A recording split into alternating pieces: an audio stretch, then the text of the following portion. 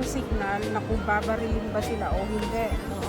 Pero nagkakaroon na nga ng reunification, kaya lumakas na ang loob ng mga Democratic. Nalusubin na, tanggalin na ang pader. Wala na sila magawa kasi nga mahina na ang post nila.